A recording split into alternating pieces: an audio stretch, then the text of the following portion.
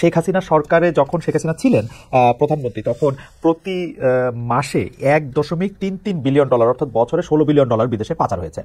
প্রশ্ন হচ্ছে যে আপনারা 7 মাস ছিলেন, এই 7 মাসে তো আসলে এই ডলারটার পাচার হতে পারে নাই, সেই ডলার থেকে আসলে জমা হয়েছে, এই ডলারটার আসলে কি অবস্থা? $16 বিলিয়ন পাচার হয়েছে, এটি আসলে আমরা একটি শ্বেতপত্র প্রণয়ন কমিটির কাছ থেকে এটি পেয়েছি। ডক্টর দেবপ্রিয় ভট্টাচার্য শ্বেতপত্র প্রণয়ন কমিটিতে ছিলেন। ডক্টর সালাউদ্দিন আহমেদ। না, যেটা পাচার হয়েছে এখনো পাইনি, আমরা তো প্রাণপণ চেষ্টা করছি, এটাকে লোকজনকে আইডেন্টিফাই করা হয়েছে এবং এটা ব্যাপারে লিগাল প্রসেস আমরা শুরু করব। আন্তর্জাতিক বিভিন্ন ইস্যুতে, বিশেষ করে ব্রিটেনের একটা টিম বাংলাদেশ ব্যাংকে আসছে, ওরা টেকনিক্যাল অ্যাসিস্ট্যান্স দেবে। আর মোটামুটি কাজ এবং মিউচুয়াল লিগাল অ্যাসিস্ট্যান্স কি হবে সেটা নিয়ে আমরা গত সপ্তাহে প্রধান উপদেষ্টার সাথে ওনাকে আমরা ব্রিফ করেছি সমস্তটা। এটা এক নাম্বার। আর দ্বিতীয়ত হলো, অলরেডি আপনার যারা পাচার করেছে তার মধ্যে 11টা খুব সেন্সিটিভ কেস, যেটা 1 নম্বরে আছেন আগের প্রধানমন্ত্রী। 11টা কেসকে এটা পার্সু করবো আমরা খুব সিরিয়াসলি। তারপরে অবশ্য অ্যান্টি কারাপশন কমিশন ডিসিশন নিয়েছে 200 কোটি টাকার উপরে যারা পাচারে ইনভলভ হয়েছে তাদেরটা ধরবে, তাদের প্রায়োরিটি হলো 11টা। এর মধ্যে সামিট গ্রুপ আছে, এর মধ্যে আপনার এই তো এসালাম আছে এবং শেখ হাসিনা ওনারও অ্যাকাউন্ট আছে, সবগুলো মিলে এইটা একটা। আরেকটা যেটা হয়েছে, ইতিমধ্যে কিন্তু যারা বড়রা তো আছেই এবং মাঝারি যারা টাকা পাচার করছে তাদের সবাই পার্সোনাল অ্যাকাউন্ট ফ্রিজ করা হয়েছে। তাদের কোনো অ্যাকাউন্টে অপারেটিভ না, কিন্তু তাদের বিজনেস অ্যাকাউন্ট গুলো ফ্রিজ করা হয় নাই, কারণ বিজনেস অ্যাকাউন্ট গুলো ফ্রিজ করলে ব্যবসা বাণিজ্য বসে যাবে। সালমান আমাদের ভ্যাকসিন ফার্মাসিউটিক্যাল, শাইনপুকুর এবং অন্যান্য বিজনেসও তারা করতে পারবে না, যেমন সামিটেরও এগুলো কিন্তু ওপেন আছে। তবে বাংলাদেশ ব্যাংক গুলো ট্র্যাক করছে। তো সব দিক দিয়ে কিন্তু আমরা একটা টাকাটা আনার চেষ্টা করি, তবে একটা মেসেজ গেছে, এটা সবচেয়ে বড় একটা শিক্ষা, যে এইরকম যদি টাকা পাচার করে কেউ ভবিষ্যতে, এরা পার পাওয়ার কথা না, কারণ যথেষ্ট তাদের কষ্ট ভোগ করতে হচ্ছে।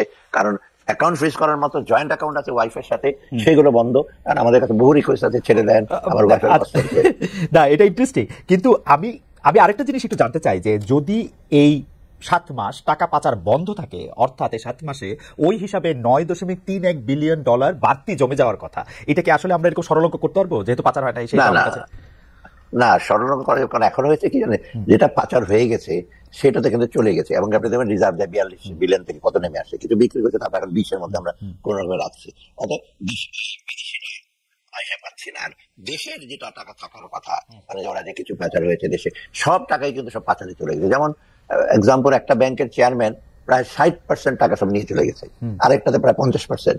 তারপর সালমান তো ধার করে 50,000 কোটি টাকা নিয়ে গেছে। আবার এই টাকাগুলো এখন ডিফিকাল্ট কোথায় আছে হদিস, বিশেষ করে তাদের সাঙ্গপাঙ্গ এটা হয়েছে কি, এগুলো ডিস্ট্রিবিউট হয়ে গেছে, এটা কিন্তু মেইন স্ট্রিমে আসছে না। ওকে, বুঝতে পারছি। কিন্তু পাচার বন্ধ হয়েছে, তাহলে রিজার্ভ বাড়ছে না কেন? না, রিজার্ভ পাচ্ছে না, কারণ পাচার বন্ধ হয়েছে। কারণ রিজার্ভ আগে যেটা পাচার হতো, মানে যেটা এডিশনাল, সেই এডিশনাল টাকাটা আগে আলাদা, আগেও যে খুব বেশি যোগ হতো তা না। অতএব তখন থেকে কিন্তু রিজার্ভ আর বাড়েই নাই, রিজার্ভটা মেইনলি বেড়েছে আমাদের দেশে রেমিটেন্স আর এক্সপোর্ট, এই দুটো যেটা আমরা দেখি, বিশেষ করে যেটা কারেন্ট অ্যাকাউন্ট বেড়ে, সেখানে বেড়েছে। আর ইনভেস্টমেন্ট যেটা balance of payment financial account, সেটা কিন্তু নেগেটিভ ছিল সব বেশিরভাগ। অতএব ইনভেস্টমেন্ট হয় নাই, এই টাকাটা যারা বাইরে থাকে, এবং এই টাকাটা তো ফাইন্যান্সিয়ালি সেটা আসে নাই মেইন স্ট্রিমে। এটা আপনার, এটাকে আমরা বলি যে সেকেন্ড টিয়ার ইকোনমি চলছে, ব্যবসা বাণিজ্য কিন্তু চলেছে ভেতরে ভেতরে, ওদের ব্যবসা যেটা আমরা বলি কালো ব্ল্যাক ইকোনমি, ওখানে চলছে। এখন এই টাকাটা তো ব্ল্যাক ইকোনমিটা বন্ধ হয়েছে, এবং সেই টাকাটা তো আমরা ট্রেস করা ডিফিকাল্ট হচ্ছে কোথায় চলে গেছে টাকাটা। এই জন্য আপনি দেখবেন ব্যবসা বাণিজ্যের কিন্তু মন্থরগতি আসছে। শুধু ব্যাংকের টাকা দিয়ে তো, ঋণ দিয়ে তো ওই ব্যবসা বাণিজ্য চলতো না, চলতো বেশিরভাগ ওদের ব্ল্যাক ইকোনমি, ওই টাকাটা দিয়ে অনেক ব্যবসা বাণিজ্য চলতো। ওকে, আচ্ছা, গত 15 বছর আর্থিক খাত নিয়ে এরকম ব্ল্যাক ইকোনমির কথা নিয়ে বা নানা ধরনের অভিযোগ রয়েছে। আমরা দেখছি যে সরকার সংবিধানের সংস্কার, নির্বাচনী সংস্কার, রাজনৈতিক সংস্কার নিয়ে যতটা মনোযোগী, আর্থিক খাতের সংস্কার নিয়ে একটা অভিযোগ হচ্ছে সেই পরিমাণ আগ্রহ নাই। এইটা নিয়ে হতাশা প্রকাশ করেছেন আবার শ্বেতপত্র প্রণয়ন কমিটির প্রধান ডক্টর দেবপ্রিয় ভট্টাচার্য। প্রথম আলোকে তিনি বলেছেন, প্রধান উপদেষ্টা অধ্যাপক মোহাম্মদ ইউনূস পত্র প্রতিবেদনটি গ্রহণ বা ওন করেছেন, কিন্তু তার উপদেষ্টা পরিষদে যারা প্রাসঙ্গিক তারা গ্রহণ করেননি। সবচেয়ে বেশি প্রাসঙ্গিক তো আপনি কি সেই শ্বেতপত্রটি গ্রহণ করেন নাই? না, গ্রহণ তো উনি করেছেন, আমিও সেদিন শুনে। শ্বেতপত্রতে বেশিরভাগ হলো এটা পোস্টমর্টেমের, কেন হয়েছে, কারা করেছে, এইটা ওখানে পাচার হয়েছে, এখানে ট্রেড ইস্যুতে গেছে, আমলারা নিয়েছে টাকা, তারপর ব্যবসায়ীরা নিয়েছে টাকা, এইগুলো। অতএব এগুলো একটা অ্যামাউন্ট করেছে। আর প্রেসক্রিপশনে যেটা, মানে প্রেসক্রিপ্টে যেটা রিকমেন্ডেশন, সেটা দেখি আপনারা টাকা নিয়ে আসেন, আপনারা সে ট্যাক্স বাড়ান কমান, এইগুলো। অতএব এইগুলো তো কংক্রিট না যে আমরা যে নেই তা না। কিন্তু এখন এটা অনেকে মনে করছে যে ওনার সাথে কথা বলি, সবার সাথে কথা আমরা নেব, পলিসি কিন্তু পাবলিক ভিউজ ওর সাথে নেওয়া যায় না। আমরা নিয়েছি কগনিজেন্সে। এবং অনেক, আমি ফাইন্যান্স মিনিস্টার একটা জিনিস আমি বলি, আমি তো কম কথা বলি, ভেতরে ভেতরে অনেক অ্যাকশন নেওয়া হচ্ছে। এটারই চিহ্নটা আপনি দেখবেন এই রোজার মাসে এবার সবচেয়ে স্থিতিশীল। এটা কি হঠাৎ করে চলে আসছে নাকি?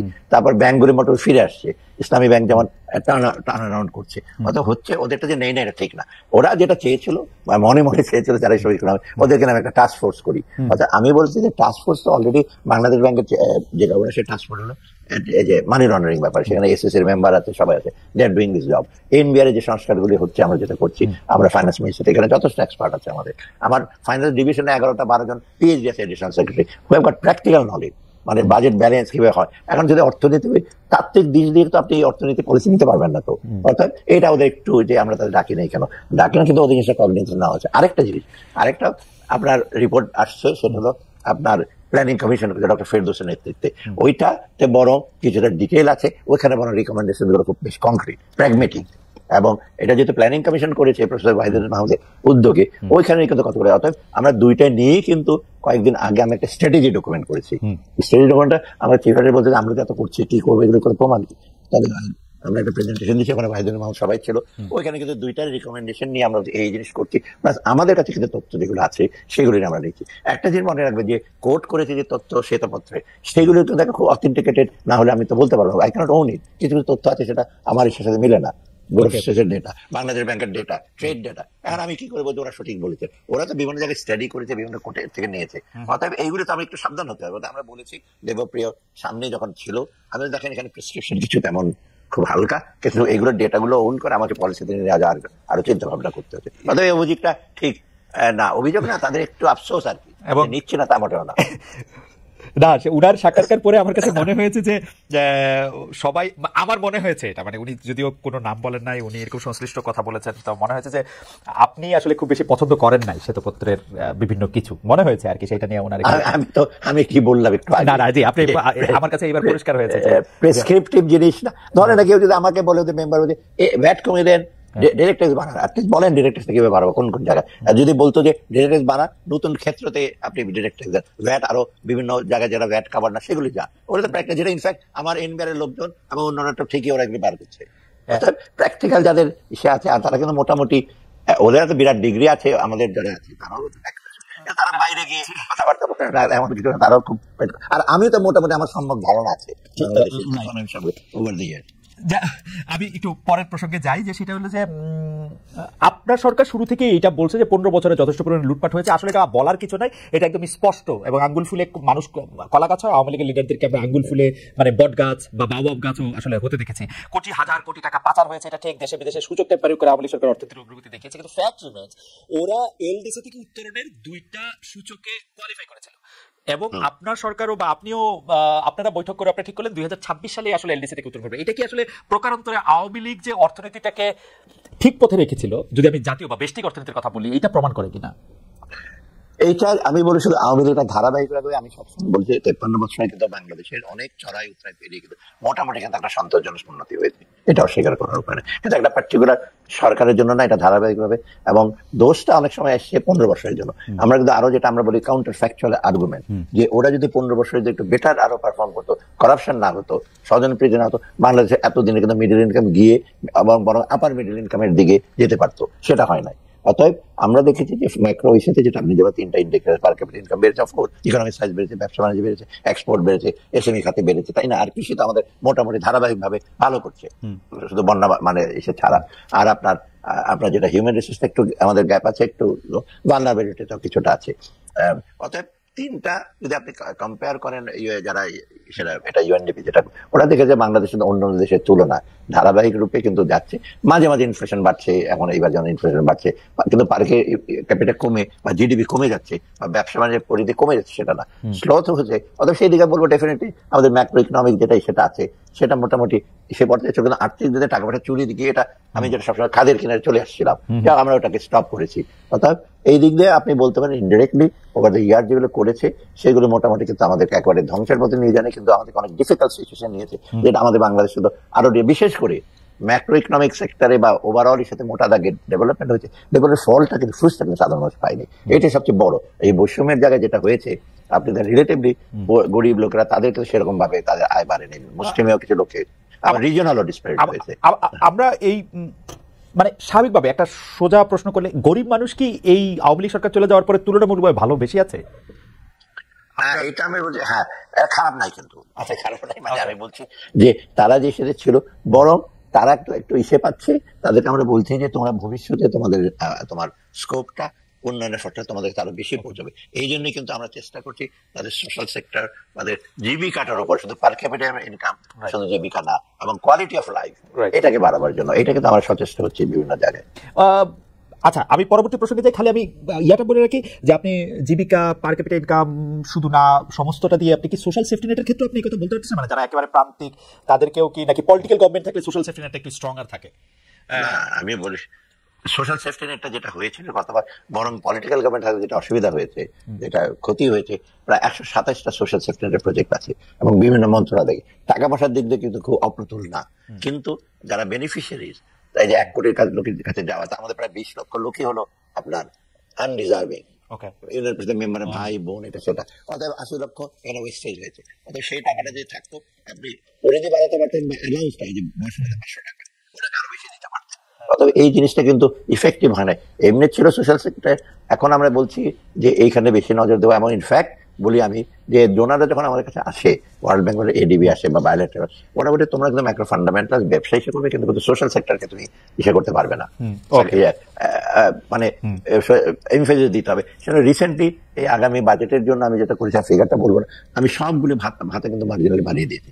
বর্ষ থেকে, প্রতিবন্ধী থেকে, মুক্তিযোদ্ধা প্রতিবন্ধী, সবগুলো আমি ইন্টারন্যাশনাল মিটিং আমি প্রিসাইড করি, আমরা হয়েছে। আমার এখানে প্রায় আমার প্রায় 30,000 কোটি টাকা বেশি লাগবে এই সেক্টরে, সোশ্যাল সেক্টরে। তবে আমি পৌঁছে দেবো, মানে সোশ্যাল সেফটি নেটে আপনি মনোযোগ আরো বেশি দিচ্ছেন। আচ্ছা, আমি যেহেতু আপনি বাজেটের প্রসঙ্গ আনলেন, আমি এটা একটু বলতে চাচ্ছি, জাতীয় নির্বাচন রোডম্যাপ এখনো ঠিক হয় নাই। মানে আসলে ইলেকশনটা কবে হবে, সরকারের শীর্ষ পর্যায় থেকে কখনো বলা হচ্ছে যে ডিসেম্বরে নির্বাচন হবে, কখনো বলা হচ্ছে যে জুনের পরে নির্বাচন, পেছানোর কিছু নাই। তা অনেকে বলতেছেন যে না, ওই বিচার না করে, সেটা না করে, সেটা না করে বিচার করা যাইতে পারবে না। তো ক্ষমতার মেয়াদ না জেনে আসলে একটা অর্থ বছরের বাজেট করা তো নিশ্চয়ই একটা চ্যালেঞ্জের। 6 মাস পর না নতুন 1 বছর পর সরকার আসতেছে, সেটা আপনি কোনটা মাথায় রেখে আপনি এটা করতেছেন? আচ্ছা, আমি বলি, এটা অনেকে জিজ্ঞেস করেছে, সেদিন অর্থনীতিবিদরা আসছিল, পরশুদিন প্রফেসর রেহমান সোবহান সহ সমস্ত সিনিয়র অর্থনীতি, দেবপ্রিয় আসে নাই, যাক প্রফেসর রেহমান সোবহান আসছিল, অনেকে আসছে যারা, যা হোক সেখানে একই প্রশ্ন। তখন আমরা প্রথমত আমরা বাজেটটাকে রিভাইজ করি। রিভাইজ বাজেটটা এই কয়েকদিন আগে আমরা মন্ত্রণালয়কে বলেছি, দেশের রিভাইজ বাজেটটা আমরা খুব বেশি কিন্তু টিঙ্কারিং করি নাই। একটা বিষয় এসে করেছি যে বিষয় রাস্তা যাওয়ার জন্য এডিবিটা, যেগুলো প্রজেক্ট গুলো আপনার প্রোগ্রেস 2%, 4%, 5%, সেগুলো আমরা বলছি এখন আরেকগুলো আমরা রিভিজিট করবো, এগুলো করবো। সেটা প্ল্যানিং মিনিস্টার ওয়াহিদুল মাহমুদ আমি বসে আমরা বসে ঠিক করেছি। অর্থাৎ এডিপি সাইটটাকে আমরা প্র্যাগম্যাটিক করছি রিভাইজ বাজেটে। আর আমরা যেগুলো চলছে, অনেক দূর চলে গেছে, ধরুন রূপপুর প্রজেক্ট প্রায় বহু টাকা ডিসবার্স হলো, ওটা আমরা বলবো না বন্ধ করে দাও, ওটা আমাদের প্রয়োজন, তাই না? অর্থাৎ এইরকম কিন্তু কিছু কিছু আছে মনুমেন্ট প্রজেক্ট বলি আমি সাধারণত, মনুমেন্ট বিরাট বিরাট দেখবে লোকজন উপর থেকে, তাকে থাকবে কিন্তু কাজ হবে না। সেই প্রজেক্টগুলোর ব্যাপারে আমরা রিভিজিট করছি, এক্সটেনশনের ব্যাপারে হতে হবে না। কিন্তু এডিবি আমরা প্রজেক্ট রাখবো যেখানে লোকাল এমপ্লয়মেন্ট জেনারেশন হবে, বিরাট বিরাট ক্যাটারপিলার বড় বড় যন্ত্রপাতি এনে হাই ইসে করবেন, বাট লোকাল রিসোর্স ব্যবহার করবেন। অর্থাৎ এইগুলো করছে। অর্থাৎ রিভাইজ বাজেটটা এটা হলো। সামনের বাজেটটা চ্যালেঞ্জ যেটা আপনি বলে, অলরেডি আমরা সেটা একটা রূপরেখা আমরা প্রেজেন্ট করেছি কয়েকদিন আগে টেফাট বাজারের কাছে। মেইনলি হলে আমাদের কতগুলো চ্যালেঞ্জ আছে এখন। একটা হলো মূল্যস্ফীতির ব্যাপারটা, তার মানে both supply side, demand side. Monetary policy demand side করছে, but that is not enough supply সাইডটা। দেখতে পাচ্ছেন আমি ট্যাক্স কমিয়ে দিয়েছি এসেন্সিয়াল প্রোডাক্টে, ইভেন বাড়িতে আছে আজকে 50,000 মন চাল, 20,000 মন মসুর জানানোর জন্য আমরা পারমিশন দিয়েছি। অর্থাৎ এইগুলো একটা চাপ পড়ছে আমাদের মধ্যে, অর্থাৎ এটা আমার বাজেটে কিন্তু এই প্রভিশনটা রাখতে হবে। দ্বিতীয়ত হলো আমাদের আরেকটাই হলো কর্মসংস্থান করা। কর্মসংস্থান করতে হলে তো আমার যেতে হবে, বিগ ইন্ডাস্ট্রিতে আছে কিন্তু অন্য হচ্ছে যারা বসে গেছে, যারা বিভিন্ন কারণে হয়নি, যারা করাপশন না কিন্তু অন্য কারণে ম্যানেজমেন্ট প্রবলেম বা ডিস্টার্বেন্স হচ্ছে। অনেক সময় দেখা গেছে 15 বছরে যারা রাজনৈতিক ছিল তার প্রতিপক্ষের বড় বড় ইন্ডাস্ট্রিতে কাজ করতে তারা দেয় নাই, বন্ধ করে দিয়েছে গ্যাস, বা লেবারের আনরেস্ট বন্ধ হয়েছে, সেগুলো বাংলাদেশ ব্যাংকের চেষ্টা করছে ব্যাংকের মাধ্যমে। এটা একটা থাকবে যে প্রাইভেট সেক্টরকে উজ্জীবিত করা, এটা একটা বড়। সেখানে সাথে কিন্তু আমাদের রিলেটেড হবে ট্যাক্স পলিসি। আমার একটা মানে আপনার কথা শোনা তো আসলে অনেক বেশি ইনফরমেশনও ইয়াও জানা যায়, মানে বিষয়গুলি বোঝাও যায়, কিন্তু আমি একটা সরল বিষয় আপনার একটু ডিস্ট্রাকশন করতে চাই। আপনার কাছে কি মনে হয় একজন অর্থনীতিবিদ হিসেবে, এতদিন ধরে আপনি নানা পজিশনে আপনার বিশাল আপনি দায়িত্ব পালন করছেন বাংলাদেশে, আপনার কাছে কি মনে হয় প্রফেসর ইউনূসের সরকারের মতো একটা সরকার থাকলে দেশের অর্থনীতির চালিকা শক্তি বা দেশের অর্থনীতির যে জোর সেইটা বাড়বে, নাকি একটা পলিটিক্যাল গভর্নমেন্ট আসলে সেটা একটু সহজ হবে? মানে আপনার হোয়াট ইজ ইউর টেক? যেমন আপনার সাথে যখন কথা বলতেছি তখন অনেকে বলতেছেন যে আমরা মনে করি যে প্রফেসর ইউনূসের সরকার অনেকদিন থাকা উচিত, অনেকে আবার মনে করতেছেন না আসলে পলিটিক্যাল গভর্নমেন্ট না আসলে অর্থনীতিটার মধ্যে যেটা হচ্ছে জোর পাওয়া সেইটা পায় না। আপনি কি মনে করেন আসলে? হ্যাঁ, আমি এটা ভাবলাই আমাকে প্রশ্ন আমি বলি পলিটিক্যাল গভর্নমেন্টের বিকল্প নেই, এটা আপনি জানেন, এটা তো ডেফিনেটলি আসতে হবে ইলেকশন। তবে পলিটিক্যাল গভর্নমেন্টের আমাদের যে এই গভর্নমেন্টটা যখন ইন্টারিম গভর্নমেন্ট, আমাদের হলো আমাদের যারা আছি আমাদের কোনো রাজনৈতিক অভিলাষ নেই, আমাদের কোনো এজেন্ডা নেই, কিন্তু পলিটিক্যাল গভর্নমেন্টে আগের বার দেখছি প্রত্যেকে কিন্তু ব্যাংকের মালিক, ইন্ডাস্ট্রির মালিক, এমপি এবং বিভিন্ন ওদের একটা নেক্সাস ছিল সাধারণ মানুষ, এটা কিন্তু ওরা অনেকে বলে অধিকার আদার, অনেকে কিন্তু কোনো চান্স পায়, কিন্তু এটাতে এটা নাই। অর্থাৎ একটা সুবিধা কি আমরা ওইটাকে আস্তে আস্তে আমরা ভাঙতে চেষ্টা করছি, এটা ডেফিনেটলি আমরা করবো। তো এখন কিছু কিছু জিনিস আছে আমার মতে, যেটা কিছু আমি যেটা সবসময় বলি, আমার কিছু কিছু জিনিস ইমিডিয়েটলি আমরা করবো, এবং সবগুলো জিনিস হয়তো আমরা ডিসেম্বর শুরু করে দিয়ে যাবো, কিন্তু আমরা ছাপ রেখে যাবো, ফুটপ্রিন্ট। এবং এটা কালকে ওদিন ইকোনমিস্টরা বলেছে, তোমরা একটা ফুটপ্রিন্ট রেখে যাও, তোমরা সব ইমপ্লিমেন্ট করতে পারবে না। এবং সেটা সিলেক্টিভ জিনিস দেখছি, বড় বড় এই যে ধরেন ব্যাংকিং আইন সংস্কার বা আরো বিরাট সেইগুলো এগুলো করা অনেক সময়ের ব্যাপার, এগুলো অর্থাৎ পলিটিক্যাল গভর্নমেন্ট আসলে করতে পারে। তবে পলিটিক্যাল গভর্নমেন্ট এসে যদি আমাদের যদি পজিটিভ কাজগুলো যদি ওরা না ক্যারি আউট করে বা নিয়ে যায় সামনে না যায়, তবে আরেকটা ডিজাস্টার হবে। কারণ পলিটিক্যাল গভর্নমেন্ট অনেক রকম থাকবে। আমরা চেষ্টা করছি, আমি সেটা বলি, আমি অনেক তাদের পলিটিশিয়ানদের সামনে বলছি, বিশেষ করে বিএনপির পলিটিশিয়ানদের সামনে, যে আমরা একটা ফুটপ্রিন্ট রেখে যাবো, সব করতে পারবো। কিছু কিছু ইমিডিয়েটলি এনবিআর সেপারেশন করবো, তারপর বাংলাদেশ ব্যাংক রেজুলেশন একটা অ্যাক্ট হবে কয়েকদিন পরে, অ্যাসেট গুলি কিভাবে রাখবে, কোন ব্যাংক থাকবে না, এগুলো কিন্তু এর মধ্যে ডিসেম্বর মধ্যে আমরা শুরু করবো। যেটা আমরা এটা করতে হবে, এগুলো বাকিগুলো আমরা করতে হবে, একটু সময় লাগবে, সেগুলো তো আগামী কমপ্লিট করবে। ধরেন স্যার, আপনার সঙ্গে আমার একটা পরিচয় আছে, এই পরিচয়টা যদি আওয়ামী লীগের অর্থমন্ত্রীর সময় আমার সঙ্গে থাকতো এবং আমি যদি একটা দুষ্ট লোক হইতাম, তাহলে আমি হয়তো ব্যাংকের থেকে টাকা নিতাম এবং সেটা আমার ফেরত না দিলেও হইতো, বা আমি আরেকটা প্রজেক্ট নিতাম, যে প্রজেক্ট আমার কাছে যাইতো সেটা হইতো। সেটা এখন আপনি আছেন, কেউ এটা করতে পারছে না, আমি এরকমই শুনি। ডক্টর মোহাম্মদ ইউনূস আছেন, তিনি এইসবের মধ্যে নাই, সেজন্য তিনি প্রধানমন্ত্রী শেখ হাসিনার মতো টাকা কামাতে পারছেন না বাজার করতে। কিন্তু ঘটনা হচ্ছে, আপনারা যখন আসেন তখনও কি এগুলি বন্ধ হয়েছে আসলে? কেউ বিএনপি, কেউ জামায়াত, কেউ সমন্বয়ক, কেউ বৈষম্য বিরোধী ছাত্র, ইদানিং জানাপা করে তো টাকা এরকম করছে, মানে এগুলো হচ্ছে আমাদের কাছে খবর স্যার। তো আপনি কি এটাকে কিভাবে দেখেন, মানে যেই কারণে আপনাদের নাইলে কোনো লক্ষ্য নাই, কিন্তু কিন্তু কিন্তু কিন্তু কিন্তু ফুটোটা তো রয়েই যাচ্ছে চৌবাচ্চায়। না, এটা আমি বলি এই প্রসঙ্গে, এটা আমরা দেখি আমাদের জিনিসগুলো, আমাদের গুড ইন্টেনশন আমরা যেগুলো করতে যাচ্ছি, এগুলো কিন্তু খুব কন্ট্রোভার্সিয়াল না। যেমন ব্যাংকের খেলাপি না দেয়, ট্যাক্সেশনটা ইসে করা, রেভিনিউটা আরো জেনারেট বেশি করা, গরিব ট্যাক্সে বেশি না দেওয়া, এইগুলো আমরা চেষ্টা করি, কিন্তু আমাদের কাজ করতে তো দেওয়া হচ্ছে না। মানে বাধা, আপনি একটা বাধা হলো, আপনি একটা এক্সটার্নাল তো বাধা আছে, নানা রকম আমাদের সামনে নানা রকম পরিচয়, এবং দেশের ভেতরে একটা কিছু করতে গেলে due respect to the press, তারা ঝাঁপিয়ে পড়ে পজিটিভ দিকটা না দেখে নেগেটিভ, ওটা নেগেটিভ, এটা করছে অথবা এটা।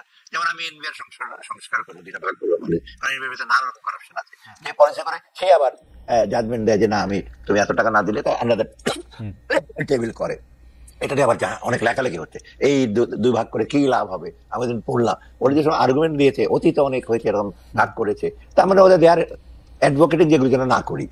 আমি বলছি নাথিং ডুইং, ওই যাই লেখক ওরা, কে সাংবাদিক কি লিখেছে, মানে ওয়েল ইনফর্ম না, পুরোনো একটা কাগজে ঘোরাঘুরি করছে। অতএব এই জিনিসটা যেটা বলি আমি, যে ওরা তো থেমে যায় নাই, এবং যারা করাপশন করার ভেতরে এখনো করছে, এবং এখানে একটা প্রবলেম, ওরা সিস্টেমটা কিন্তু নষ্ট হয়ে গেছে। ট্রান্সপারেন্সি, অ্যাকাউন্টেবিলিটি না থাকাতে হয়েছে কি, যারা করছে তারা তো এখনো আছে, আমরা তো সবকে বলতে পারি না। কিন্তু স্যার, আমার প্রশ্ন হচ্ছে নতুনরা আসছে কিনা। মানে এইসবের একটা গল্প ছিল না, যে আমি ওই পারে গেলে ওই পুরনো যোগগুলি আমি পা থেকে সরাবো না, কারণ নতুনগুলি আসলে আবার নতুন করে খাইতে শুরু করবে। এখন নতুনরা আসছে কিনা, বিএনপি, জামাত, সমন্বয়ক, ছাত্র, হ্যাঁ, তাদের ইনফ্লুয়েন্স এখন আছেই, বিস্তারিত না করবো। তারা বলছে ওখানে গেলে ভালো হয়, এই ব্যবসাটা এবং তারা কিন্তু কিছু কিছু জিনিস অ্যাডভোকেট করছে, যেটা আমি বলবো যে দেশের স্বার্থে করছে, কত জানি না, যার যার নিজের পরিচিত। আমি যেটা বললাম যে আপনি বললেন তার সাথে এই পরিচয়, তখন এসে বলেছে এটা করে, তো আমি বুঝতে পারি হঠাৎ করে উনি কেন এই সমস্ত আমি শুনি। আমি মোটামুটি আমি অ্যাক্সেসিবল, আমাকে অনেকে বলে স্যার এর আগে ফাইন্যান্স মিনিস্টারের কাছে আসতো, আসাটা ইম্পসিবল ছিল, আসতেই পারতো না, লোটাস কামাল অফিসে আসতেন না, 4 বছর আসেনি, বাট এর আগে যেটা ছিলেন এগুলো তো আসতেন। আমি শুনি, আমি বলি আচ্ছা দেখবো, মাঝে মাঝে আমি বলি না এটা কমপ্লিটলি মোটামুটি শুনি, কিন্তু যেটা বললাম যে ওই লোকগুলো আছে, সিস্টেমটা ওই রকম আছে। আরেকটা সবচেয়ে বেশি আমরা অনুভব করছি ল্যাক অফ প্রপার কোঅর্ডিনেশন। কোঅর্ডিনেশনটা মানে কি, আপনি ধরেন বাংলাদেশ ব্যাংক একটা পলিসি নিয়েছে, গভর্নর একটা পলিসি নিয়েছে, ফাইন্যান্স মিনিস্টার একটা, নিচের লেভেলে অনেক আছে, সে আগের স্টাইলে চিন্তা ভাবনা করছে, ফাইল হতো আর 10 দিনের জায়গায় 20 দিন রেখে দিচ্ছে, এটা আমরা টের পাচ্ছি। অথবা সেটা মাঝে মাঝে আমি গভর্নরকে বলেছি, সে এখন বাইরে থেকে ছিল অনেক দিন, এতটা নোয়ান্স বুঝতে পারে না। এবং অন্য জায়গায় আমার মন্ত্রণালয়, আমারটা একটু কম হয় কারণ আমি অনেক ফলো আপ করি, অন্য জায়গায় অনেক ফাইল। আজকে আমি একটা পারচেজ কমিটির মিটিং, আমি তো চেয়ারম্যান প্রজেক্ট, আমার কাছে একটা ভালো একটা তথ্য দিল যে কতদিন লেগেছে এই সমস্ত প্রসেস করতে, টেন্ডার ডকুমেন্ট সাবমিট করতে, টেন্ডার ইসে করতে, বাধা দেওয়া আছে যে 28 দিনে করবে, টেন্ডার ডকুমেন্ট আনতে সেটা লাগছে 2 মাস, টেন্ডার অ্যাপ্রাইজ করতে লাগছে 1 বছর, সেটা 30 দিনে করার কথা। তারপর এটা মন্ত্রণালয় গেছে, মন্ত্রণালয় থেকে সেটা আসবে পারচেস কমিটিতে, সেখানে যেখানে 6-7 দিন লাগার সেখানে লাগছে 2 মাস। তাই একটা আমি বললাম যে এটা কি, কয়েকটা মন্ত্রণালয় মধ্যে এটা তো আমরা দীর্ঘসূত্রী। তা আচ্ছা, এখন আমি বলেছি এগুলো করলে কিন্তু আমি কোনো প্রজেক্ট আমি কোনো পারচেস করতে পাস করবো না, অত এগুলো তো চলছে এখনো একই। স্যার এইটাই সবচেয়ে বেশি হতাশার। অনেকে আমাকে বলে যে, বা আমাদের বলে যে আমরা কি এই সরকারের প্রতি একেবারেই ক্রিটিক্যাল না, অনেকে আবার বলে আমরা অনেক বেশি ক্রিটিক্যাল, কিন্তু আমরা মাঝে মাঝে হতাশ লাগে যে আপনারা এতগুলি ভালো লোক একসাথে তারপর ওই জিনিসগুলি চলতেছে, এটা আপনাদের কাছে কেমন লাগে? মানে এটা আপনাদের কাছে পানিশমেন্ট লাগে কিনা? না না, এটা তো আমাদের অনেক অ্যাডভাইজারে তো চায় না।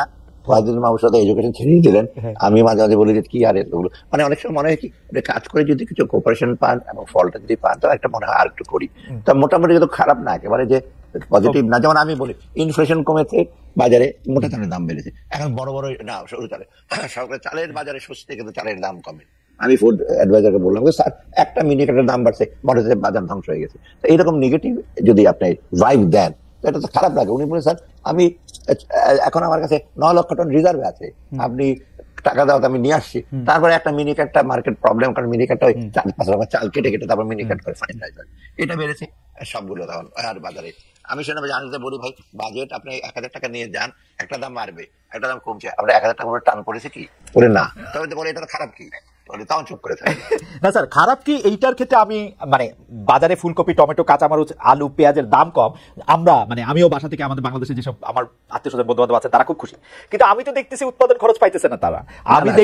আমি দেখতেছি যে কৃষকের উৎপাদন খরচ পাইতেছে না। তারপর আবার আরেকটা খবর স্যার, এটা আপনার চোখে পড়ছে কিনা, যে অনেকে বলতেছে যে আপনি ইয়ার ব্যয় বেড়ে যেতে, কোল্ড স্টোরেজের ব্যয় বেড়ে যাওয়াতে সবাই এটা এখন বাজারে দিয়ে দিচ্ছে, তাদের সংরক্ষণে ব্যয় বেড়ে যেতে। স্যার আপনি এটা কি হয়? না, এটা আমি তো লক্ষ্য করেছি, এটা এসের কাজ। আমি কালকেও বলেছি যে কোল্ড স্টোরেজ যেটা আলুটা হয়ে থাকে, দেখেন যদি আলুটা যদি স্টোর করার জন্য যথেষ্ট সুযোগ নেই, আগামীতে আলু করবে না, তখন আবার বিপদে পড়বো আমরা, তাই না?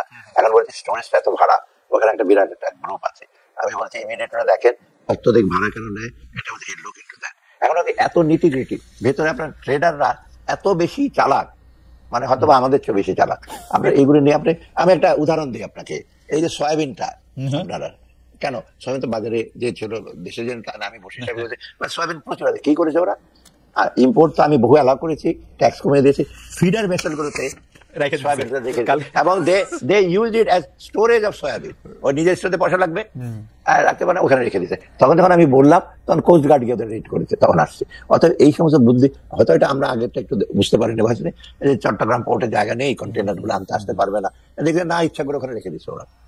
অতএব এই যে ঠিক যে উৎপাদন যে খরচ পাচ্ছে না, এটা আমাদের জন্য একটু চ্যালেঞ্জ।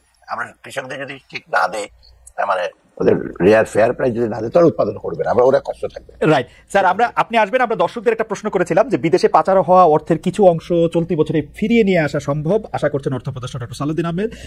প্রিয় দর্শক, তা সম্ভব হবে বলে মনে করেন কিনা? শতকরা 72% দর্শক মনে করছেন যে হ্যাঁ এটা সম্ভব হবে, আপনার উপর আস্থা রেখেছেন তারা। শতকরা 28% মনে করছেন এটা সম্ভব হবে না। 74,000 দর্শক ভোট দিয়েছেন স্যার, 74,000 অনলাইনে মাত্র একদিনে, এটা একটা বিরাট নাম্বার। এর মধ্যে 72% আপনার উপর আস্থা রেখেছেন যে আপনি ফিরিয়ে আনতে পারবেন। তবে স্যার একটা অন্য পরবর্তী প্রশ্নে যাই, এটা ইন্টারেস্টে। বাজারে নগদ টাকা লেনদেন বৃদ্ধি পায় ঈদের বাজারে, নতুন নোটের চাহিদাও বাড়ে ঈদ উপহারের অংশ হিসাবে, কিন্তু বাংলাদেশ ব্যাংকের কাছে থাকা নোটে বঙ্গবন্ধু শেখ মুজিবের ছবি থাকায় এবার ব্যাংকে নতুন নোট দিচ্ছে না। মুজিব বর্জনের এই অবস্থান কি সরকারের অবস্থান, নাকি সরকারও এই বিষয়কে মপকে ভয় পাচ্ছে? এটা আমি বলি, এটা ঠিক যে এইবার এটা একটা যেটা আমাদের ভুল হয়ে, আমাদের মানে সেন্ট্রাল গভর্নমেন্ট এটা করতে পারতো কি প্রথম থেকে নিজেদের বিচার সব আমরা বলে দিতে পারবো না, তাই না? এই যে ডিজাইনটা চেঞ্জ করা, এতগুলো ছবি, আমার সময় কোনো ছবি দেয় নাই ফর স্ট্র্যাটেজিক রিজন দেয় নাই, কারণ কে বলছে কারো ছবি দিলে তখন আমি নজরুলের ছবি দেবো না, আগে আমরা রবীন্দ্রনাথ দেন, তা আমি বলছি কাকে বলছি ছবি অসুবিধা দেখি, মানে আমি ছবি দরকার কি, তুমি হিস্টোরিক রিলিক্স গুলি দাও, কেউ চ্যালেঞ্জ করে, তখন কেউ চ্যালেঞ্জই করে নেই, মসজিদ মন্দির এগুলি দেওয়া হয়েছে। আচ্ছা যাও, সেই ছবিটা আসছে বঙ্গবন্ধুর ছবি, এখন এগুলো শেষ হয়ে যাচ্ছে, ওরা ডিজাইনটা দিয়েছে অনেক পরে এবং সেটা আমরা দ্রুত ইসে করেছি, এখন বলছি সময় লাগবে। এটা নিয়ে কিন্তু প্রধান উপদেষ্টাও বেশ উষ্ণ প্রকার, আমার সেই বলে এত দ্রুত আসছে তোমার লোক, আমার লোকজন তো না, বাংলাদেশ ব্যাংকের করে, তো আমরা ওরা 1-2 দিনের মধ্যে দিয়ে দিয়েছি, অথবা এটা সময় লাগছে, ওরা শুরু করছে এপ্রিল মাসে দিতে পারবে। কিন্তু এখন স্ট্যান্ডটা হলো ওরা বলছে যে পুরোনো টাকা কিছু আছে, পুরোনো টাকা মানে নতুন টাকা পুরোনো আদলে যেটা আছে ওদের 500-1000 টাকা, এটা করবো কিনা প্রথম ওরা অ্যানাউন্স করেছিল, আমরা বললাম যে না, কারণ এই গভর্নমেন্ট আসছে, কারণ তুমি ওরাই বলবে তখন তোমরা দিতে পারছো না টাকা, ওগুলো দিচ্ছে কেন, বেশিরভাগ কিন্তু অপোজ করবে এটা কেন ওই টাকা, আর লোকে যারা ধারণা নতুন টাকা দিলে ভালো হয়, আমি বলছি যে না, একটু শর্টেজ হোক, দরকার লোকজন ক্রেডিট কার্ড ইউজ করবে, দরকার লোকজন ব্যাংকের মাধ্যমে ট্রান্সফার করবে, ইউএন কার্ড এত ক্যাশ ট্রানজাকশন দরকার কি এত? আর নিয়ে গিয়ে লোকজনকে উপহার দেবো টাকার নোট। স্যার আপনাদের যেহেতু বুদ্ধি বেশি, আপনারা আমাদের শিক্ষক, আপনারা তো সব ক্ষেত্রে একটা সলিউশনের জায়গাতে একটা কথা বলতে পারবে স্যার, কিন্তু মানে সবই বন্ধ করে দিলে কিছু আসে যায় না, কিন্তু ঈদের সময় নতুন টাকা এটা একটা ঐতিহ্য, এটা তো আগে থেকে, এবং ঈদ তো হঠাৎ করে আসে না স্যার, মানে এ তো নির্বাহী ঈদ তো না না, সেটা আমি স্বীকার করবো খালেদ, যে এইটা যদি একটা আগে প্ল্যান করতো, ধরেন সেপ্টেম্বরে বা অগাস্ট সেপ্টেম্বর থেকে গভর্নর আসছে, তখন যদি চট করে প্ল্যান করতো এতদিনে আমরা জানুয়ারির দিকে টাকাটা পেতাম, এটা দিতে হতো। আসছে তো আমার কাছে ডিজাইন আসছে মাত্র ধরেন ডিসেম্বরের কত তারিখে, এবং প্রধানের সাথে সাথে 1-2 দিনে ওদেরকে ডেকেছে ডিজাইন করে, এবার ডিজাইনের কাম করে ওদেরকে পাঠাও আমার সামনে, আমি দিয়ে দিই। তো এবার এটা আনফরচুনেট, এবার নতুন টাকা ডিজাইনে তাহলে ব্যক্তি থাকতেছে না স্যার, তেমন কোনো ব্যক্তি থাকবে না। জি, ওকে। আওয়ামী লীগ সরকারের জনরোষের একটা অন্যতম প্রধান কারণ ছিল ভারতের সঙ্গে নানা চুক্তি, সারাদিন আমাদের নিশ্চয় আপনি জানেন, বিশেষ করে বিদ্যুৎ আমদানির মতো বিষয়। অন্তর্বর্তী সরকারের শুরুতেই সরকারের ভেতর থেকে বাইরে থেকে এই যে জুলাই আন্দোলনে অনেকেই ভারতের সঙ্গে যেসব চুক্তিগুলি, বিশেষ করে এই চুক্তিগুলি বাতিলের পক্ষে কথা বলেছিলেন। আপনি কিন্তু ভারতের সঙ্গে প্রকল্প চালু রাখার পক্ষে শুরু থেকেই ছিলেন, যে প্রকল্প যেগুলো আছে সেগুলো চালু থাকে। এখন আবার সরকার থেকে বলা হচ্ছে আদানির বিদ্যুৎ পুরোটাই লাগবে আমাদের। ভারত আমাদের সাথে কাছে অপরিহার্য কিনা, মানে এই অন্তত বিদ্যুৎ, যেখানে আমরা বলতেছি হচ্ছে যে শেখ হাসিনা সরকার যেগুলো চুক্তি করেছিল তার বেশিরভাগই আমাদেরকে জানায় নাই, হঠাৎ করে আমাদের লাভ বেশি দেখে নাই। সম্প্রতি প্রধান উপদেষ্টার মুখে আমরা শুনলাম ডক্টর মোহাম্মদ ইউনূস বিবিসি বাংলাকে বলেছেন ভারতের সঙ্গে কোনো সমস্যা নেই, সম্পর্ক চমৎকার। আপনার একটু মন্তব্য। একটু আমি বলি, ভারতের সঙ্গে কিন্তু নেইবার হিসেবে বড়, নেইবার হিসেবে ভূগোলের দিকে বড়, অর্থনৈতিক দিকে অনেক বড়, এটা আমরা অ্যাভয়েড করতে পারবো না। এটা স্বাভাবিক, ভারত থেকে কিছু আনবো না, ভারত কিছু দেবো না, এই অ্যাটিটিউডটা কিন্তু খুব প্র্যাকটিক্যাল না। তবে একেবারে ডিপেন্ডেন্সি যে ভারত কালকে আমরা রিতে থাকবো আর আমরা এক্সপোর্ট করবো, আমাদের এক্সপোর্টটা নানা রকম ডাম্পিং গ্রাউন্ড, এটা সেটা বলে আপনারা দেখেন রেখে রহিম আফরোজের ব্যাটে ডাম্পিং করেছে, এগুলো করে। অতএব ওদের দিক থেকে কিন্তু ডেলিভারেটলি আপনার বেশি থেকে বাংলাদেশের প্রতি একটা এসেছিল বহু আগে থেকে, এবং এখন হয়েছে রিসেন্টলি শেখ হাসিনার পতনের পরে। কিন্তু আমরা আদানি এবং রামপাল একটা চুক্তি, সেখানে ভারত কিন্তু কোম্পানি আছে জানেন, অতএব সেইগুলি নিয়ে আপনার রিভিউ করছে আমরা এনার্জি থেকে, কিন্তু চুক্তিগুলো এখন আনইকুয়াল হয়েছে, আপনি আশ্চর্য হয়ে যাবেন। আদানি চুক্তির ব্যাপারে ট্যাক্স এক্সাম্পশন করে একটা ঝামেলা, ওটা আর এসব চুক্তি কিন্তু একদম রিভাইজ করা যায় না, আর ডিনাই করতে পারবেন না, কারণ ইন্টারন্যাশনাল সাথে আমাদের রেটিং কমে যেত, ওয়ার্ল্ড ব্যাংক, IMF, এডিগুলো তো ভবিষ্যতে আমাদেরটা বলবো দিতে পারবো না, তাই না? কিন্তু স্যার আদানির চুক্তিটা নিয়ে কিন্তু দিতেছি, আদানির চুক্তি নিয়ে কিন্তু ভারতেও অনেক বেশি সমালোচনা হয়েছিল, কারণ ওরা কয়লা নিজেদের জায়গায় পুরাইয়া ওদের 3টা রাজ্যে না দিয়া তার উপর দিয়ে সেটা দেওয়া, এটা ট্যাক্স এবং ট্যারিফ ফাঁকি দেওয়ার একটা একদম স্পষ্ট। এই চুক্তিটা বাতিল করলে কি স্যার ইন্টারন্যাশনালি আমরা বড় ঝামেলায় পড়তাম? না, এটা রাজনৈতিক বিবেচনা করেছে তো আদানি, তো যে বেশি তখন ওরা বলবে যে দিচ্ছে না। এবং এই যে রামপালেরটা আমি বলি, রামপালের এমন আনইকুয়াল চুক্তি করেছে, ওরা ইকুইটি শেয়ার আছে প্রায় 49, আমাদের 51। এবং রিসেন্টলি এই যে বিলগুলো, ওদেরও কিন্তু টাকা দেওয়া একটা বিল পেমেন্ট, ওরা না দিয়ে বাংলাদেশের মধ্যে তোমরা দাও না কেন, এখান থেকে আর্গুমেন্ট করছে তোমরা তো 49% বিল পেমেন্টের, তোমরা তো টাকা, তোমরা তো ওনার, ওরা বলছে তোমরা আগে দাও, এবং না দিলে ওরা বলছে আমরা ইনভোক করবো গ্যারান্টি, তোমরা দিচ্ছ না, এসে নানা রকম প্যাচ এগুলো কিন্তু করে গেছে। আমি বলবো একেবারে একদম কমপ্লিটলি একেবারে রং ইসে আগের সরকার, এটা কিন্তু যে জানতো না তাও না, এবং যারা ছিল সব আমরারা তারা সব এগুলো করেছে, সবাই এটা পারতো। কারণ রামপাল আদানি এই চুক্তিগুলি দেখলে বোঝা যায় যে এটা তো আসলে সরল স্বাভাবিক দুই পক্ষের মধ্যে চুক্তি না, অনেকগুলি পক্ষের মধ্যে। এবং সেগুলো যদি এখন আইপিপি ইন্ডিয়ান পাওয়ার প্রজেক্ট এই যে নিয়ে যাচ্ছে, ক্যাপাসিটি চার্জ দিতে হবে, এটা আনইকুয়াল। রিসেন্টলি অবশ্য জ্বালানি মন্ত্রণালয় ক্যাপাসিটি চার্জটাকে রিভাইজ করেছে, বিদ্যুৎ উৎপাদন করে পাবে, না হলে চুপচাপ বসে থাকবে। তো অথবা কিন্তু এরা তো নিয়ে গেছে হাজার হাজার কোটি টাকা, বসে থাকলেও নিয়ে গেছে যে দিতে হবে। এই চুক্তিগুলো খুব, আমি বলি এই প্রসঙ্গে আমাদের এটা এত বড় একটা বার্ডেন হচ্ছে বিদ্যুৎ, রোজার সময় বিদ্যুৎ যাচ্ছে না, কিন্তু এর জন্য কিন্তু আমার বিরাট একটা ভর্তুকি দিতে হচ্ছে। বিষয় এলএনজি আনছি, পেট্রোল আনছি, গ্যাসের স্বল্পতার কারণে এটা হয়েছে, এবং এই বাজেটে একটা বিশাল অঙ্ক কিন্তু যাবে আমার ভর্তুকি ফর জ্বালানি। সেখানে জ্বালানি মানে এলএনজি আর আপনার বিদ্যুতের ডিজেল এবং পেট্রোল আনার জন্য বিরাট একটা অঙ্কটা করবো না, এটা বিশাল। অথচ এগ্রিকালচার সেক্টরে যে সাবসিডি দেবো সেই তুলনায় কিন্তু অনেক কম, সেটা আমাদের ভাইটাল, ওদের সারের ইসের জন্য আমি যেটা দেবো বা সেচের জন্য এটা অনেক কম, অর্থাৎ আমাদের বাধ্য হয়ে দিতে হচ্ছে এগুলো আনইকুয়াল ইসের জন্য। আচ্ছা, কিন্তু আপনি এটা চাইলেও এটা বন্ধ করতে পারতেন না, তাই না? আদানিরটা না, এটা আদানি তো আমরা তো পেমেন্ট করা হয়নি, আদানি তো একেবারে বন্ধ করে দিয়েছে, এটা ইফেক্ট হচ্ছে, সাপ্লাই তো ডেফিসিট আছে, আদানি কোল পাওয়ার এটা আমরা পাইনি, তখন আদানিকে আমরা ওদের বিরাট একটা ডিউ টাকা আছে, ওদের কারণে পার্সেন্ট আমরা দিচ্ছি, ওদের একটা পেমেন্ট শিডিউল নিচ্ছি, আমরা দিতে থাকবো, এবং এটা চট এখন পুরো বন্ধ করে দেওয়া যাবে না। আচ্ছা, এটা বন্ধ করে দেওয়া যাবে না। আচ্ছা, একটা ইন্টারেস্টিং জিনিস হচ্ছে যে প্রধান উপদেষ্টা প্রেস সচিব জনাব শফিকুল আলম সম্প্রতি বলেছেন এক ব্যক্তির ছেলের টিউশন ফির মাধ্যমে পাচার হয়েছে 400 কোটি টাকা। এটা আসলে কিভাবে সম্ভব? মানে আমি নর্মালি বুঝি যে মানে 4 লাখ টাকা বিদেশে পাঠানো তো খুব মুশকিল, মানে আমার একবার দরকার হয়েছিল $4000 নিয়ে যেতে বাড়তি, সেইটা তো মানে অনেক কাঠখড় পোড়াইতে হয়েছিল আমার, এবং পারি নাই আমি।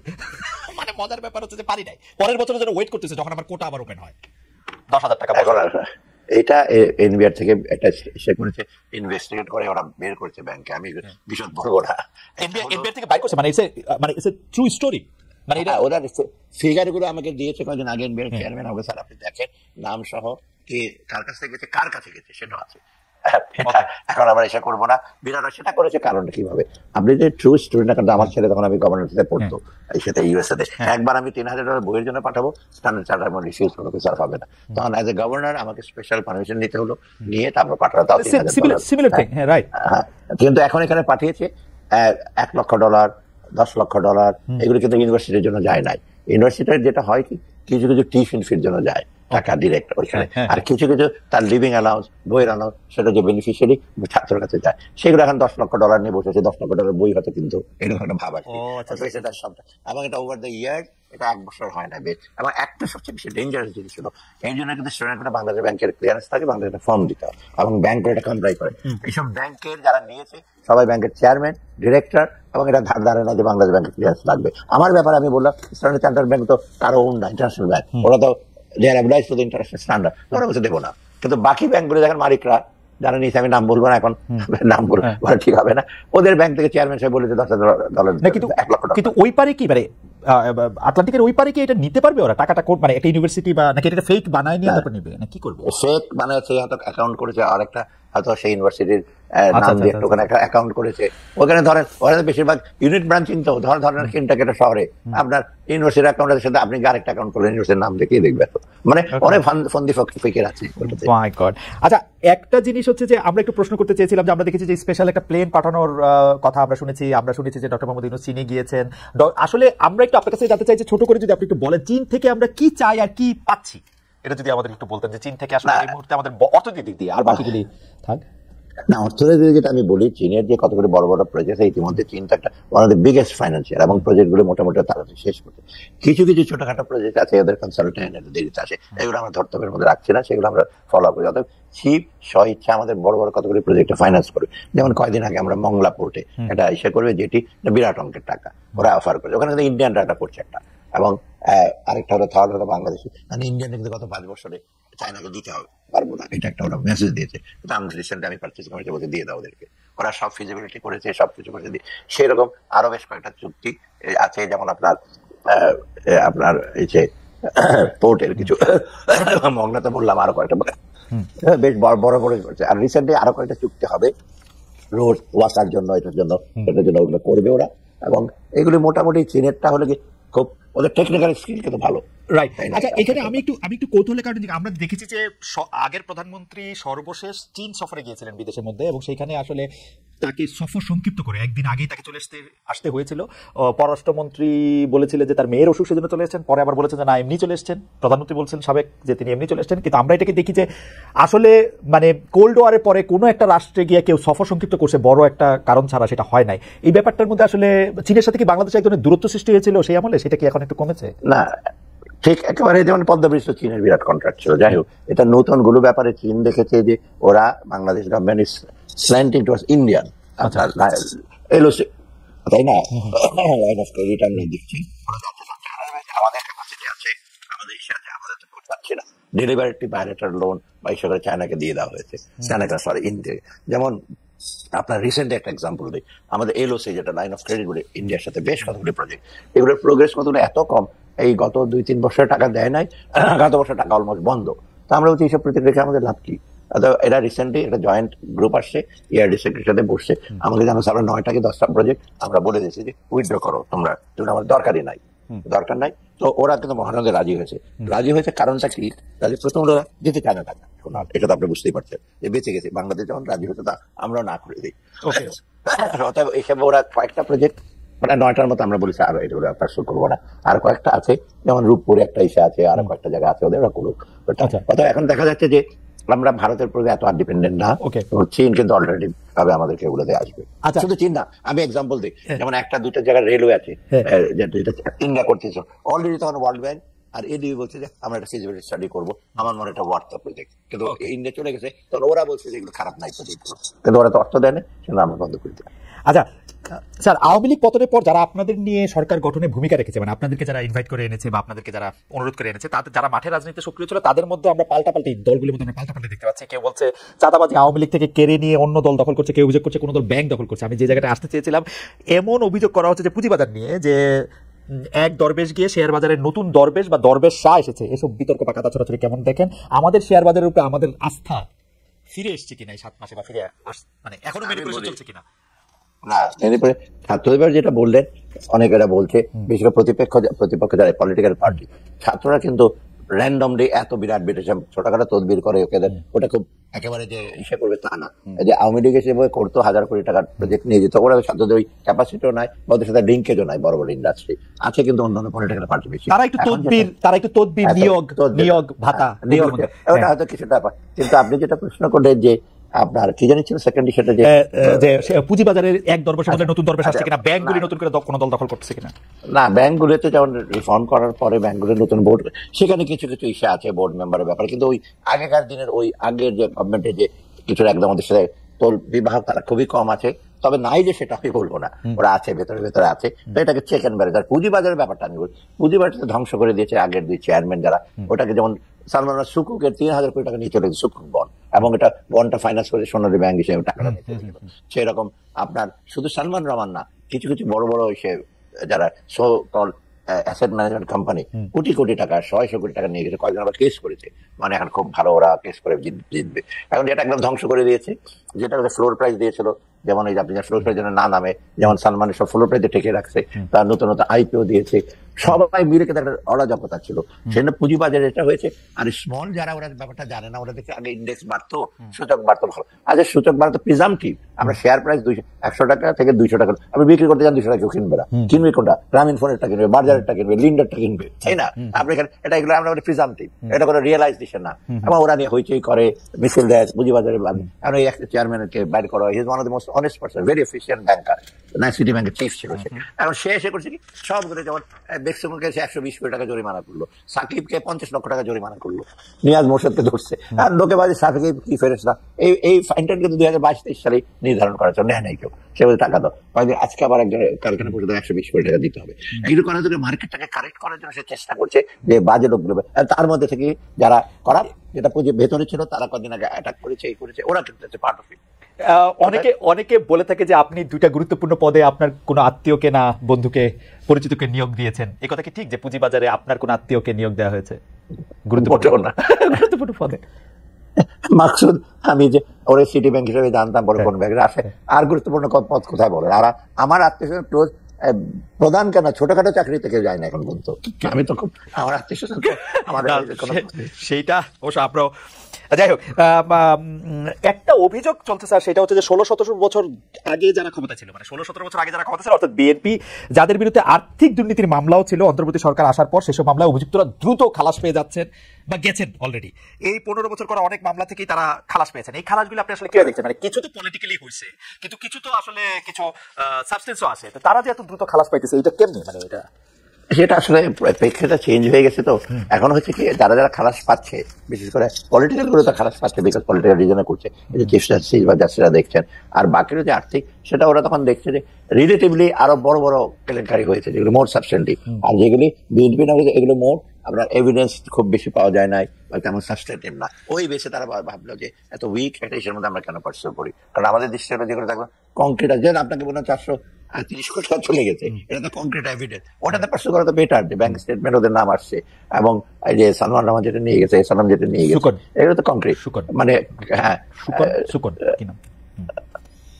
অতএব এইগুলি তো আপনার হাতে এখন ওইটাতে কিছু কিছু ছাড়া পাচ্ছে। আরেকটা জিনিস দেখবেন, এসেতে কিন্তু আমাদের জাস্টিস হিসেবে, মানে জুডিশিয়ারিতে আমাদের ইনফ্লুয়েন্স নাই। যেমন কয়েকদিন আগে সিকিউরিটি এক্সচেঞ্জ কমিশন একটা কেসে হেরেছে, সেটা একটা বিরাট একটা এসে আর কি ম্যানিপুলেটর, বহু টাকা সে দেশে নাই এখন, 100 কোটি টাকা নিয়ে হাইকোর্টে কেস করে, হাইকোর্টে বলতে না, যেটা সিকিউরিটি এক্সচেঞ্জ কমিশন এটা রং, তাহলে সিকিউরিটি এক্সচেঞ্জ কমিশন আবার অ্যাপিল করবে।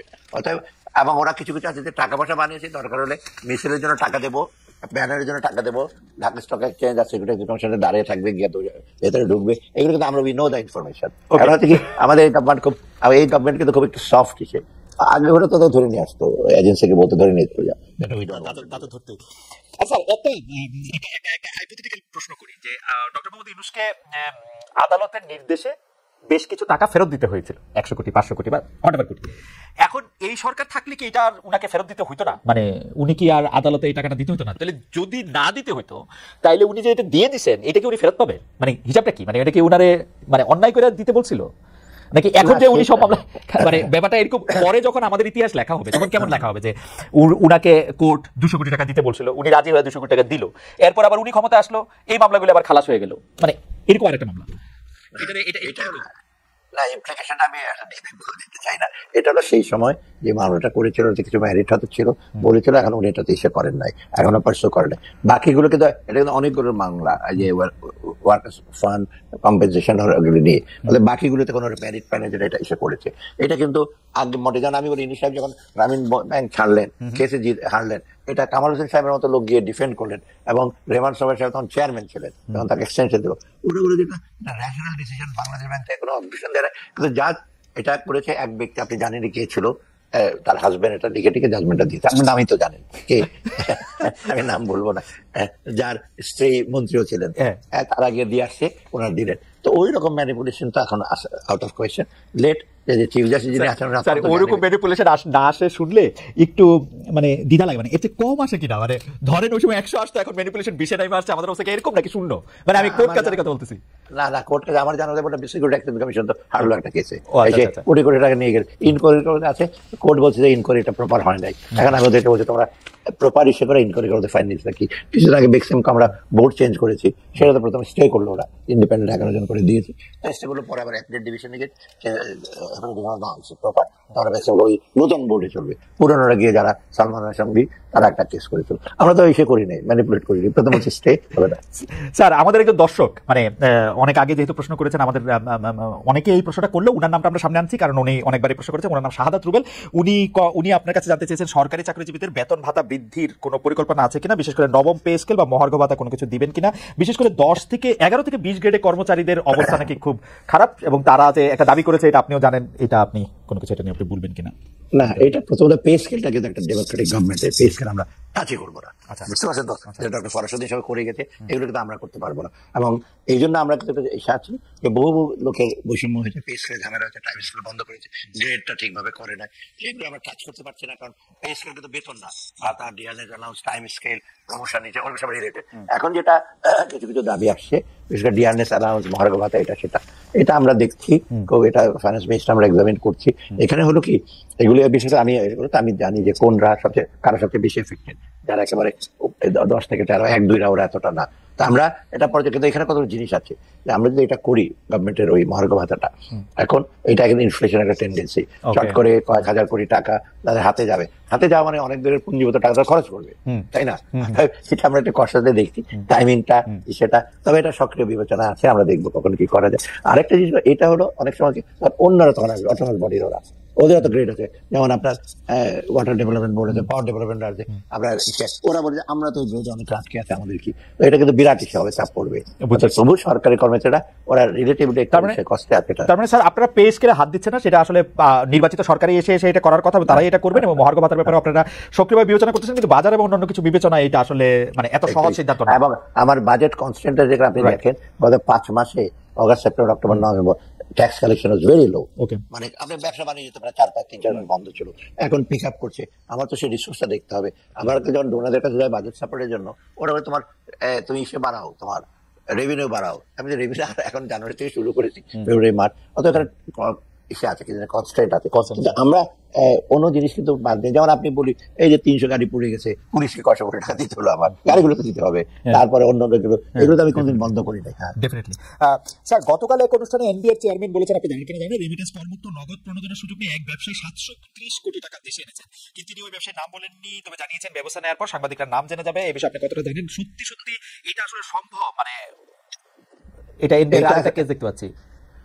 হ্যাঁ, এনবিআর তো এটা নিয়ে আমার সাথে ডেফিনেটলি কথা বলেছে যে স্যার এটা ঘটেছে, সে একটা টাকা নিয়ে আসছে, এই টাকাটা নিয়ে এসে বলে স্যার এটা রেমিটেন্স কি করে হয়, কারণ হতে পারে সে ওই যে যারা অন্যান্য যারা আছে আমাদের দিন মজুররা যারা আছে তার কাছে টাকাটা কালেক্ট করে, যেটা এগ্রিগেটর বলি আমরা অনেক সময়, $100 মিলিয়ন $50 মিলিয়ন নিয়ে এটা নিয়ে আসে এখানে। তো অথবা সে হয়তো এটা করেছে, অথবা সে কিছু টাকা পাচার করেছে, এটাকে রেমিটেন্স বলে বৈধ করার জন্য নিয়ে আসছে। রেমিটেন্সের সুবিধা আপনি তখন আর ধরবেন না, এই যে তুমি পাচার করো, সে পাচারের যে ইনভেস্টিগেশনের হাত থেকে বেঁচে যাবে। এখন প্রবলেম হবে এটা দেখাতে, এনবিআর দেখতে যে কোথেকে গেলো, তার সোর্স কি ছিল, এখন দরকার তার ব্যাপারে এটা আসলে অর্থ পাচারের লিঙ্ক কিনা বা করাপশন লিঙ্ক কিনা বা অন্যখানে ম্যানিপুলেশন করেছে কিনা। অথবা এটা গুড, এটা ভালো কেস এক্সাম্পল খারাপ করেছে NBR is on it. Sir আমাদের লাস্ট 2 কোশ্চেন। প্রথমটা হচ্ছে যে গত জানুয়ারি মাসে আপনি শতাধিক পণ্যে ভ্যাট আর সম্পূরক শুল্ক বৃদ্ধির অধ্যাদেশ যখন জারি করেন, তখন আপনি বলছিলেন যে এটা অনেক সমালোচনা হলো, আপনি বলছিলেন যে এটার কারণ কিছুদিন পরে জানানো হবে। এইটা কি এই ভ্যাট বৃদ্ধির সিদ্ধান্তকে জনগণের কেউ বলছিলেন যে জনগণের পকেটও কাটা পড়তেছে, এটা নিয়ে কি স্যার আপনি আর কিছু বলবেন যে এটা আসলে সিদ্ধান্তটা ঠিক ছিল? এটা শুনেন, আমরা ভ্যাট এত কম, আর মেইন কারণটা ছিল কি, ভ্যাট কোনো জায়গায় 2.5%, কোনো জায়গায় 5%, কোনো জায়গায় 7%, পৃথিবীর কোনো দেশে ভ্যাট এত ক্যালিব্রেটেড হয় না, এবং এটা আমরা ইমপ্লিমেন্ট করতে অসুবিধা হচ্ছিল। তখন এই রিফর্ম আমরা করতে চেয়েছিলাম যে 15 না যেতে পারি, 12, 13, 10 যাই সবগুলো একটু ইউনিফর্মলি বাড়ে, এটা একটা রেশনাল। সেকেন্ড হলো ভ্যাট কিন্তু অপেক্ষাকৃত আমাদের দেশে অনেক কম, ইন্ডিয়াতে ভ্যাট 17 থেকে 18% পর্যন্ত আছে। আর এটা হতে পারে আমরা যেটা করেছিলাম যে কতগুলি পণ্য বা অনেকগুলো তো খুব উচ্চ ভ্যাট আছে, সিগারেট থেকে ধরো অনেক ভ্যাট, আমরা কিছু করেছিলাম। এটাতে আমি ভেবেছি এবং 12,000 কোটি টাকা ওঠার কথা, রেট যেভাবে করেছে মনে হচ্ছে পৃথিবী ধ্বংস হয়ে যাচ্ছে একেবারে। কয়েকটা যে ওষুধের ব্যাপারে আমি বলছি 7 কমিয়ে দিয়েছি। আপনি দেখেন, আমি বলছি রুটি বিস্কুট, এবং ছিল যে 200 টাকা কেজির উপর রুটি বা বিস্কিট। আপনি কি ইউসুফ ব্যাগের রুটি বিস্কিট কেন তো 60-70 টাকা, ওটা কোথায় এফেক্ট করছে? আপনি কেন সাশ্রয়ী বিস্কিট কিনবে, ওখানে ট্যাক্স দিতে অসুবিধা হচ্ছে। দামি বিস্কুট খাবেন, ট্যাক্স দেবেন না, এটা বলে কি? আর ফলের রস, ফলের বাড়ি থেকে আসবে, এটা ট্যাক্স দেবেন না। এই যে আবার চশমার উপরে 150 টাকা চশমা পাওয়া যায়, ওখানে 15% 200 দাম হবে 125 টাকা, 150 টাকা। এই না, চশমার দাম বেড়ে গেল। পৃথিবীর কোন দেশে দেখছেন চশমা 150-200 টাকা পাওয়া যায়, মানে অরিজিনাল চশমা? আমি অদ্ভুত ব্যাপার লোকে। তারপর রেস্টুরেন্টে বলছে, আমি বলছি 3 স্টারের উপরে, ওদের ভাতের দোকানে ট্যাক্স দিয়েছেন উনি। কোথায় ভাতের দোকান কি 3 স্টার? কক্সবাজারে লক্ষ লক্ষ লোক যায়, ট্যাক্স দেয় না, এবং বেশিরভাগ জায়গায় তো এই যে আমি গত কয়েক মাসে ট্যাক্স 16 লক্ষ লোক তখন আমাকে দিচ্ছে, বলো যে লোকজন আসছে, ট্যাক্স দেবে না, মানে রেস্টুরেন্ট ওরাও ট্যাক্স দেয় না, হোটেল বলে বাদ দেন, ট্যাক্স দেওয়া লাগবে না। এইগুলি ফাঁকিবাজি করে তো এত অভ্যাসটা হয়ে গেছে ট্যাক্স না দেওয়া বাকি, ওদের ট্যাক্স দেন আবার ওরা সেবা দেন না। স্যার এটা তো আর একদিনে হয় না, এটা আমরা দেখছি যে আমরা যারা ট্যাক্স দেই তারাই বারবার ট্যাক্সড হই। আবার গত 15 বছর, 20 বছর, 25 বছরের অভিজ্ঞতা আমরা দেখছি যে যারা ট্যাক্স দেয় না তারা ব্যাংকে থেকে টাকা নিয়েও টাকা ফেরত দেয় না, তারা লোড দিচ্ছে। এইগুলি নানা ধরনের কারণ থাকে। নাহলে আপনি স্যার আপনার ইনকাম ট্যাক্সের নেটেও আসলে কতজন ইনকাম ট্যাক্স দেয় সেটাও তো একটা খুবই হতাশ, এটা মানুষ এরকম বলে। যাই হোক স্যার, এটা শেষ প্রশ্ন, asking for 2 more minutes just. It's like যে এটা হলো দেশের শিল্প উন্নয়ন অগ্রগতির চাকা সার্বিকভাবে সচল করা, ব্যাংকিং সেক্টরের শৃঙ্খলা আনা, আর্থিক খাতে স্বচ্ছতা, সংস্কার, সব কাজ মিলিয়ে সব তো স্যার আপনি আর করে যেতে পারবেন না, কিন্তু আর কতদিন, আর মিনিমাম কতদিন সময় পেলে আপনার পক্ষে সুবিধা হবে অ্যাটলিস্ট, যেটা হচ্ছে ফুটপ্রিন্টটা যেটা আপনাকে শুরুতে বলছিলেন, সেটা একটা রেখে যেতে, বা অন্তত একটা টেমপ্লেট করে দিয়ে যেতে, যে টেমপ্লেট আসলে ফলো করতে হবে, অন্তত টিকগুলি দিতে হবে। সরকারের মেয়াদ আর কতদিন হওয়া দরকার বলে আপনি মনে করেন? না, আমি মেয়াদ সম্পর্কে কমেন্ট করবো, তবে আমি মনে করি ডিসেম্বরের মধ্যে আমি আর্থিক খাতে যেগুলো সংস্কারগুলো যেগুলো আসুক, মানে ইমিডিয়েট এগুলো করতে পারবো। লং টার্ম, মিডিয়াম টার্মের সরকার সংস্কার কিন্তু আমরা এখানে হাত দেবো না এখন আপাতত। শর্ট টার্ম আমরা এনবিআরটা করা, ব্যাংক রেজুলেশন যেটা যে একটা হবে, ব্যাংকের খারাপ লোনগুলো কি করবো, এটা তো সারাদিন ব্যালেন্স শিটে রাখতে পারবে না সারা জীবন, ওটা অলরেডি ড্রাফট হয়ে গেছে, ওটা করে আমরা ডিসেম্বরের মধ্যে। আপনার কথা শুনে কিন্তু মনে হচ্ছে স্যার আপনি ব্যাংক গুছাচ্ছেন, মানে এই ডিসেম্বরটাই কি আপনারা টার্গেট করতেছেন? মানে মনে কিন্তু হচ্ছে আপনারা ক্যাবিনেট আসলে মোটামুটি তৈরি, আর্লিয়েস্ট পসিবল টাইমে ইলেকশন করে ফেলেন না, যেহেতু একটা চাপ আছে, কিন্তু না আমাদের কাছে অনেক কাছে থাকবে না আরো কয়েক বছর। এই যে যাই হোক, এটা হলো আমি বলি এখানে হলো আপনার বিভিন্ন ধরনের ইলেকশনটা তো মেইন, তারপরে আপনার সংস্কারগুলো আমরা সেটা যেগুলো অলরেডি ইনিশিয়েট করেছি, আমাদের কাছে বিভিন্ন দাতা সংস্থা ওটা কতগুলো এই যে অ্যাকশন পয়েন্ট দিয়েছে, পরবর্তী ডিসেম্বর পর্যন্ত কিছু তোমরা নিতে পারবে। আর বাকিগুলোর ব্যাপারে তোমাদের হয়তো সময় লাগবে, সেটা আমাদের সাথে আরোপ করেছি। অতএব এটা এই জন্য না যে ডিসেম্বর পর্যন্ত থাকবে, এর মধ্যে আরো 2-3 মাস হয়তো থাকতে হতে পারে, যদি পলিটিক্যাল ডিসিশন, কিন্তু পলিটিক্যাল ডিসিশন সেটা আমরা, কিন্তু আমরা বাজেটে আপনারা দেখবেন আমরা যেটা করবো, ওই পদচিহ্ন রাখার জন্য আমরা কিছু কিছু বলবো আমি, যেমন এই যে সোশ্যাল সেক্টর বাড়ালাম, আরো কি কি স্কোপ আছে, এইগুলো আমরা বলবো আর কি। সেখানে তখন বুঝতে পারবেন যে একেবারে আমরা বলে দিই যে আমরা চলে যাচ্ছি তাড়াতাড়ি, ব্যাংকের সাথে থাকলে আমি এগুলো করতাম না ইমিডিয়েটলি এগুলো। তবে আমার মনে হয় যে আপনারা মানে নির্বাচন হোক বা নির্বাচন পরে হোক, দেরিতে হোক, সেটা নিয়ে আপনারা আসলে খুব বেশি কিছু নেই। আপনাদের মধ্যে থেকে আপনার কথা যেটা বোঝা গেল, আপনারা দেখেন আসলে লম্বা সময় থাকতেও আসেন নাই বা থাকতে চান না, তো যখন এটা হবে। আপনাকে অনেক ধন্যবাদ ডক্টর সালাউদ্দিন।